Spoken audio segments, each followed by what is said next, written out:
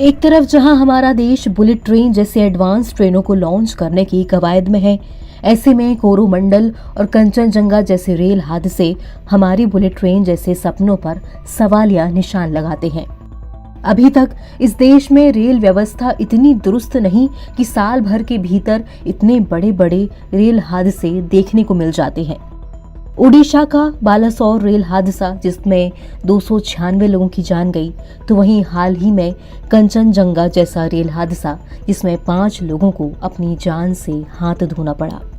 अभी तक आई रिपोर्ट से ये बताया गया कि पीछे से आ रही मालगाड़ी के ड्राइवर की गलती की वजह से हादसा हुआ।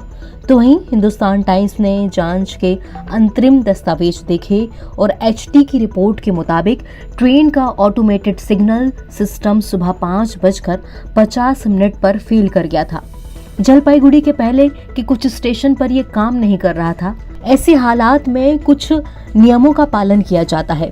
दरअसल न्यू जलपाईगुड़ी स्टेशन मास्टर को वहां से गुजरने वाले तमाम ड्राइवरों को T/A912 नामक एक चेतावनी नोट जारी करना होता है। TA912 प्रावधान की कुछ प्रमुख शर्तों के तहत पायलटों को प्रभावित खंडों पर रेड लाइट स्किप करने यानी कि छोड़ने की ये अनुमति देता है।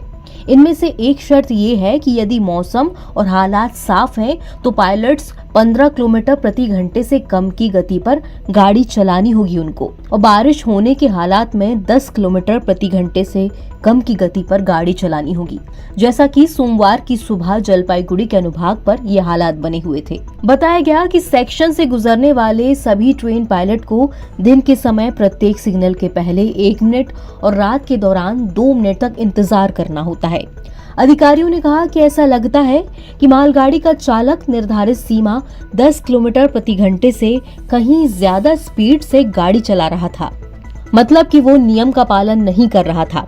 हालांकि कंचनजंगा एक्सप्रेस इसके ड्राइवर को भी TA912 प्राधिकरण जारी किया गया था और वो 10 किलोमीटर प्रति घंटे की स्पीड से नीचे ही गाड़ी चला रहा था।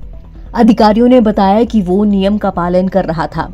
पूर्वोत्तर सीमांत रेलवे के एक अधिकारी ने कहा, दुर्घटना से पहले अवध असम एक्सप्रेस और new Jalpaiguri Malda town intercity express जैसी ट्रेनें भी लाल सिग्नल पर रुकने और सावधानी के साथ चलने के मौजूदा प्रोटोकॉल का पालन कर रही थी और पालन करते हुए सेक्शन से गुजरी थी।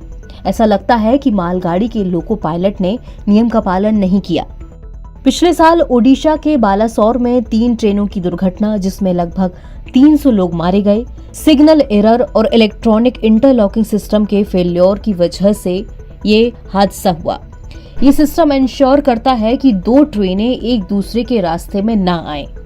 एक स्वचालित तंत्र जो सुनिश्चित करता है कि ट्रेनें एक दूसरे के रास्ते में ना आए, जिस वजह से हादसे रुकते हैं। अभी तक रेल हादसों के सिस्टम में गड़बड़ियां और त्रुटि देखी जा रही है, जिसके बाद ड्राइवर की गलती, इन तमाम कारणों की वजह से रेल हादसे देखे जाते हैं जो बहुत ही भयानक होते हैं और वे वजह लोग अपनी जान गंवा देते हैं। सवाल ये है कि इन तमाम व्यवस्थाओं को अब कैसे इतना दुरुस्त किया जाए कि ये त्रुटि की गुंजाइश बचे ही ना, फिर हम कहीं जाकर बुलेट ट्रेन जैसी बातें करें।